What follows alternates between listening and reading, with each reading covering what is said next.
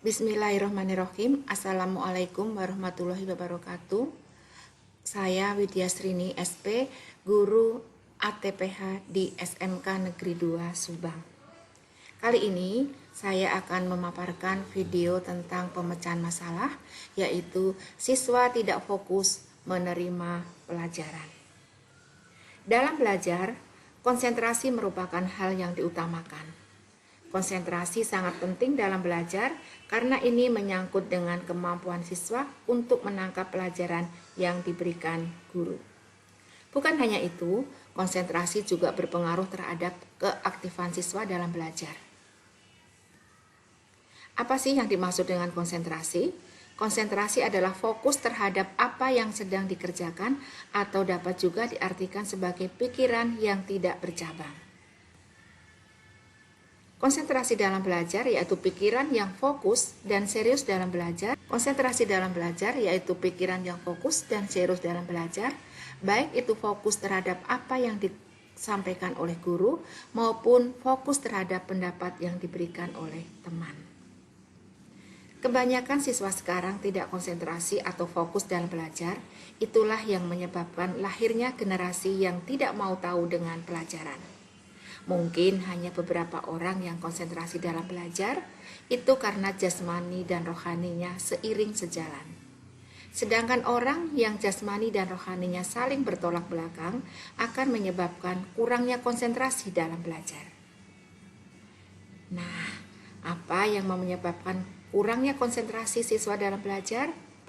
Berikut tayangannya. Akar masalah dari kenapa siswa tidak konsentrasi dalam belajar, yang pertama tidak sarapan pagi, yang kedua pengaruh HP, yang ketiga keluarga yang broken home, kemudian berikutnya kurang tidur, serta pengaruh dari cuaca.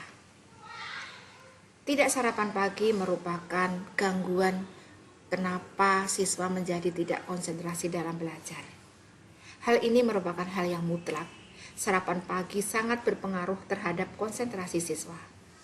Orang yang selalu sarapan pagi, baik itu di rumah maupun di sekolah, ia akan konsentrasi dalam belajar, walaupun sedikit, yang penting perut kita sudah terisi.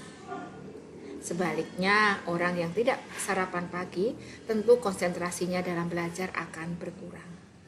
Dengan sarapan pagi, berarti kita telah mengkonsumsi karbohidrat, sehingga kita memiliki energi dan tidak lesu dalam belajar. Pengaruh HP. Di zaman sekarang, setiap orang memiliki HP yang canggih-canggih seperti Android, iOS, ataupun PC. Mulai dari orang dewasa, anak SMP dan SMA, bahkan anak SD saja ada yang sudah punya HP.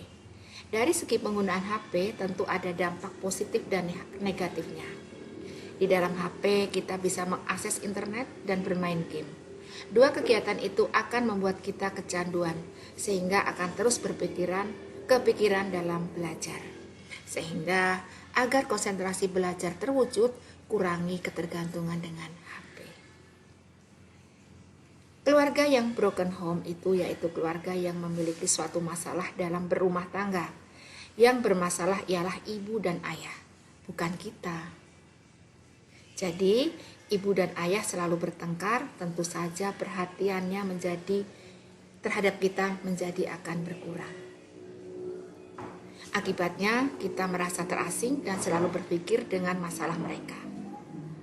Solusinya, kita berusaha untuk menyatukan mereka kembali, berdoa kepada Allah, dan kalau perlu ceritakan dan minta saran dari sahabat yang dianggap paling dipercaya. Hal yang mengganggu konsentrasi belajar berikutnya adalah kurang tidur. Kurang tidur jelas mempengaruhi konsentrasi siswa dalam belajar. Orang yang kurang tidur tentu ia akan mengantuk saat guru memberikan pelajaran.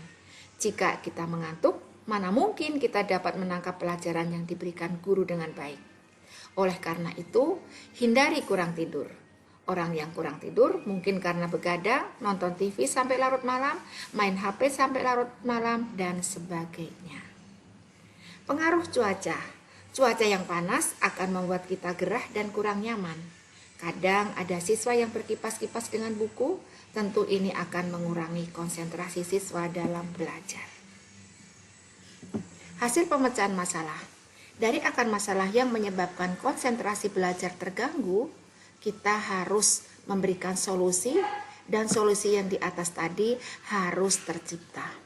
Dengan konsentrasi belajar yang baik dan fokus pada mata pelajaran, maka prestasi belajar siswa akan meningkat, sehingga cita-cita kalian atau peserta didik akan tercapai. Demikian yang bisa saya sampaikan. Terima kasih atas perhatiannya. Assalamualaikum warahmatullahi wabarakatuh.